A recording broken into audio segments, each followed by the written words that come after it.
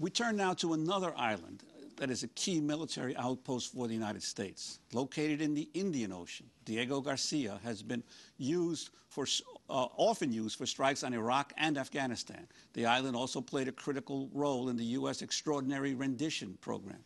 The military analyst John Pike recently described Diego Garcia as the most important facility the U.S. has. According to Pike, the military's goal is to be able to run the planet from Guam and Diego Garcia by 2015. Unlike Guam, Diego Garcia has no inhabitants resisting the U.S. military. All of the island's residents were forcibly removed in the early 1970s by the British as part of an agreement with the United States. Most of the former residents of Diego Garcia were shipped to Mauritius, located over 1,000 miles away. For the last 4 decades, former residents of Diego Garcia and their descendants have been fighting for the right to return. We're joined now by Olivier Bancoult. He is a leader of the exiled people of Diego Garcia and president of the Chagos Refugees Group. He was expelled from his native Diego Garcia when he was 4 years old. We're also joined by David Vine, author of the book Island of Shame, The Secret History of the U.S. Military Base on Diego Garcia. Olivier Bancoult, I want to start with you. Welcome to Democracy Now! Thank you for inviting me to Democracy Now! Could you talk to us first about the experience of the removal, what you and your family remember of the removal by the British and how it came about? Yeah, the way that we have been removed, it was forcibly removed by the British government in order to make place for the U.S. military base in Diego Garcia. We all have to move first on Diego Garcia and then followed by the Haute Island, Paros, Banos, and Salomon. That means that we have been removed twice. And we have been dumped in the slum of Fort Louis without any consideration and without any planning. And all what we used to do in Chagos was not the same in Mauritius. Life became more and more difficult for us. This is why we have been trying to see what we can do. And it gave me this opportunity to be here in the United States to just try to have an open dialogue with a new administration, President Barack Obama administration, to see. And it's very important that on this day, I've been learned that President Barack Obama had been awarded the Nobel Peace Prize, and I think that he will use it in order to solve the problem, to put an end to all the problem faced by Sagauchian community since they approved the removal from the birthplace. And when the British removed your people from the island, how many people were removed? Did they offer any kind of compensation to the families for the properties they lost, and what kind of compensation did they receive?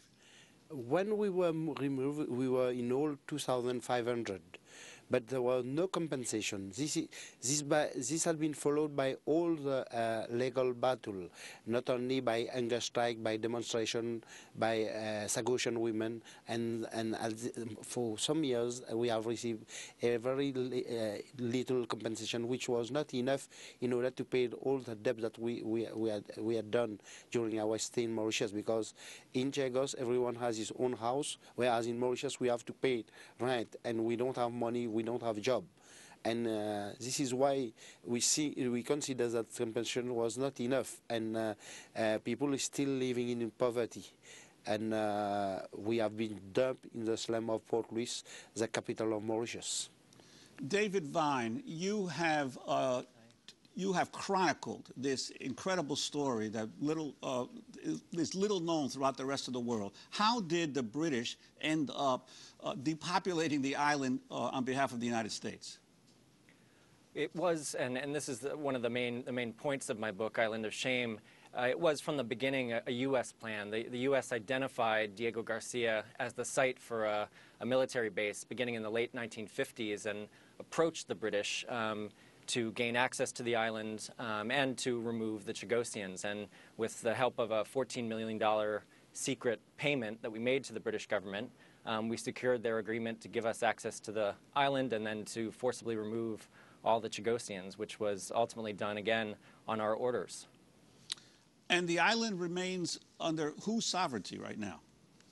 It remains a British colony, actually the last created British colony, but the base is firmly a U.S. base. It's a massive Air Force and Navy base. Now, you went all around the world trying to dig up the documents on this. Tell us how you got involved in investigating this scandal. I got involved about 8 years ago when some of the lawyers representing the Chagosians in lawsuits in the United States and Britain contacted me to serve as an expert witness in their suits, to go and live with the Chagosians and to document the effects of the expulsion on their lives. But very quickly I realized there was a larger story that I wanted to understand and tell, and that was how the U.S. government came to order the expulsion of the Chagosians and orchestrate it, and why we have a military base in the Indian Ocean in the first place. And why is Diego Garcia so important? Largely because of its proximity to a large swath of the globe from southern Africa through, and especially the Middle East and the Persian Gulf, all the way to South and Southeast Asia. But it's been the control that the United States has been able to exert over the Middle East and the Persian Gulf and its oil and natural gas supplies in particular that have made Diego Garcia so strategically important.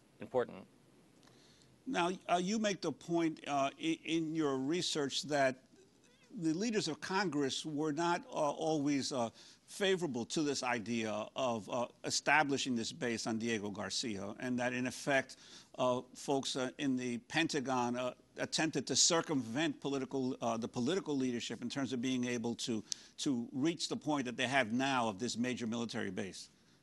That's right. Actually, members of Congress were not told at all about the base until the end of the 1960s, when the Navy went to Congress asking for an appropriation for the construction of what they called an austere communications facility, although from the beginning they had plans for a much larger base.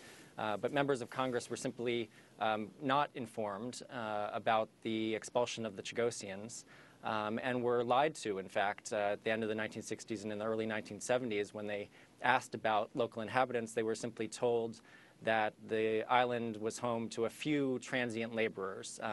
This was part of a public relations plan that the British helped craft, where they would, quote, maintain the fiction, unquote. Those were the words they used. Maintain the fiction that the islands were inhabited by transient laborers rather than an indigenous people that the Chagosians are, who had been living there for more than 5 generations since the time of the American Revolution.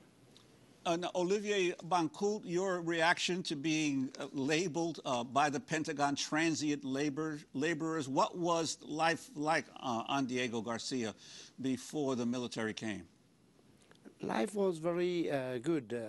Everyone was enjoying life in harmony and peace, because we have our culture, we have our tradition, we all have a house, we all have a job.